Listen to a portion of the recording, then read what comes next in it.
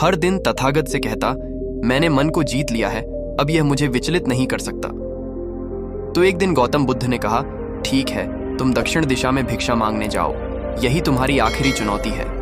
फिर अगले दिन ही भिक्षु ने व्याकुल होकर कहा, मुझसे बड़ी गलती हुई, लेकिन अब मैं दोबारा उस दिशा में भिक्षा मांगने नहीं जाऊंगा। ये कहानी शुरू होती है जब एक बड़े प्रदेश का राजकुमार अपना राजमहल सब कुछ त्याग कर बौद्ध संघ में शामिल हुआ। शुरुआती दिनों में नए भिक्षु ध्यान करना सीखते, इसके साथ साथ गौतम बुद्ध उन्हें भिक्षा मांगने भेजते ताकि भिक्षुओं का अहम कमजोर हो और उनका व्यवहार विनम्र हो जाए। संघ में आने के कुछ समय पश्चात राजकुमार भी भिक्षाटन पर जाने लगा।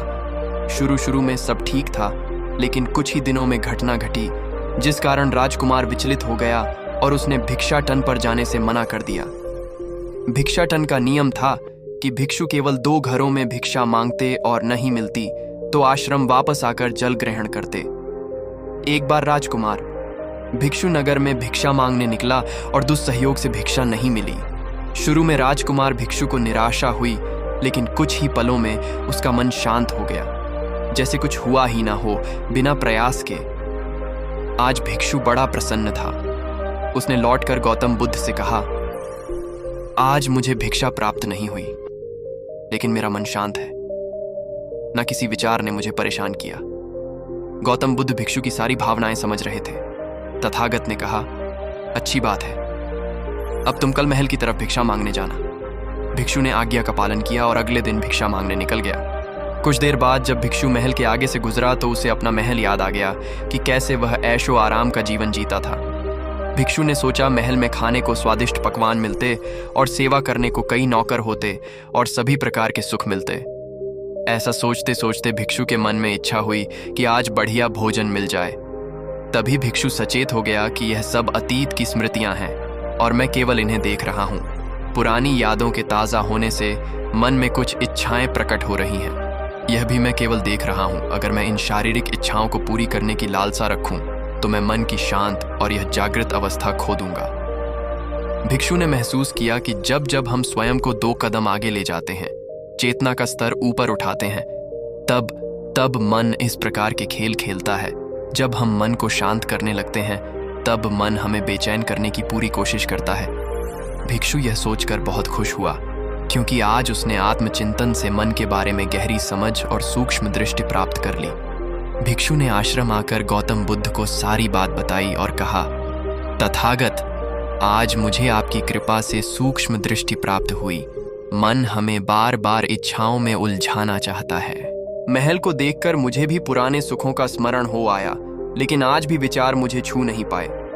गौतम बुद्ध ने कहा, अच्छी बात है, कल नगर की दक्षिण दिशा में जाना, वहां एक हवेली है, वहां मन और विचारों पर उपदेश देकर आना।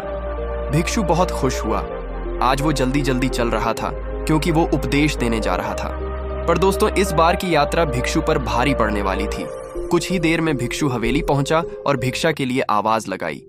आवाज सुनकर एक सुंदर युवती बाहर आई।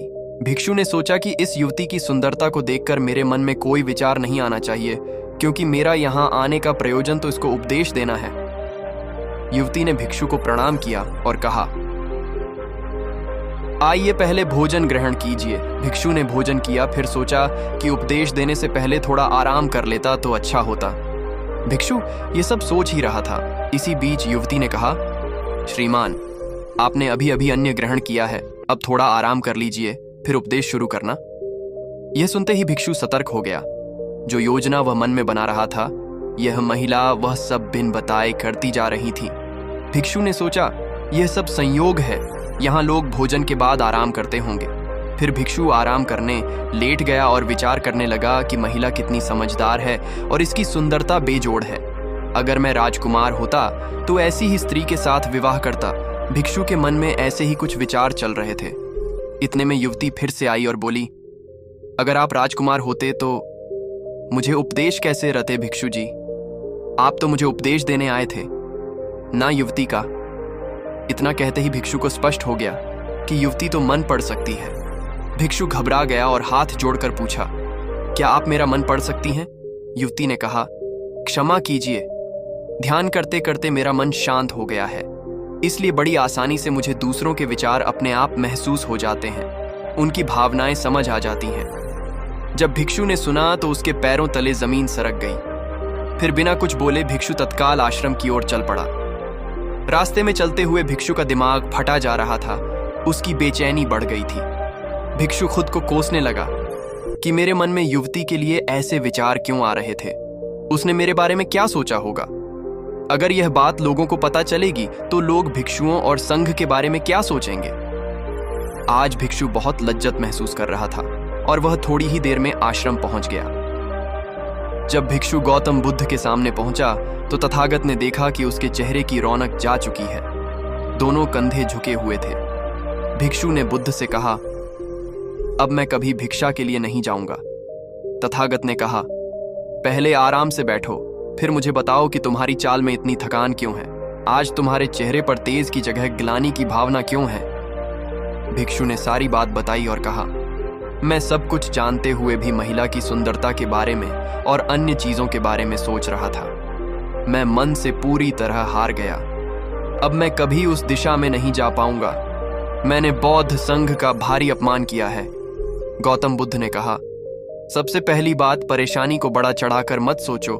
अगर कुछ बुरा हो जाए तो एकदम से यह मत सोचो कि सब खत्म हो गया। बिना सोचे निष्कर्ष पर मत जाओ।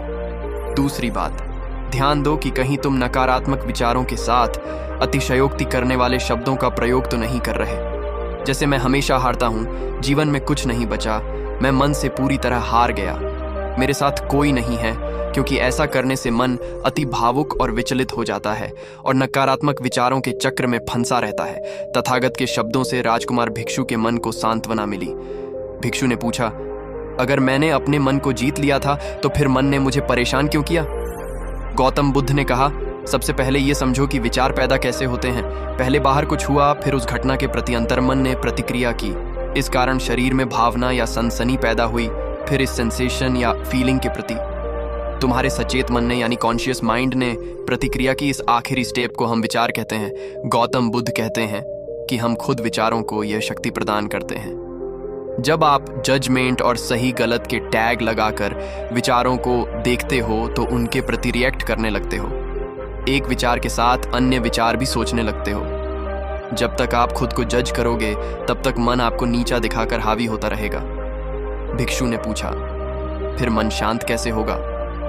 गौतम बुद्ध ने कहा, अगर विचार है तो शरीर में भावना भी महसूस हो रही है, क्योंकि हर विचार भावना के साथ प्रकट होता है।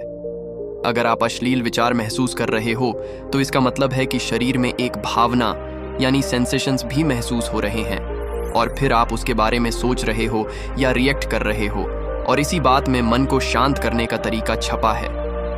हर विचार को देखना कठिन है क्योंकि विचारों का वेग तेज है, लेकिन शरीर में महसूस हो रही भावना यानी सेंसेशंस को देखना आसान है क्योंकि यह देर तक बनी रहती हैं। अगर इन्हें बिना जजमेंट के सही गलत का मतलब लगाए सिर्फ देखा जाए तो यह गायब भी हो जाती है।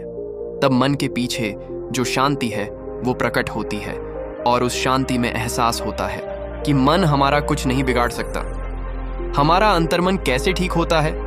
नॉन जजमेंट से अगर हम किसी भी इंसान या घटना या फिर अपने मन को बिना जजमेंट के देखते हैं तो मन के साथ साथ अंतर्मन अपने आप स्वस्थ और शांत होने लगता है।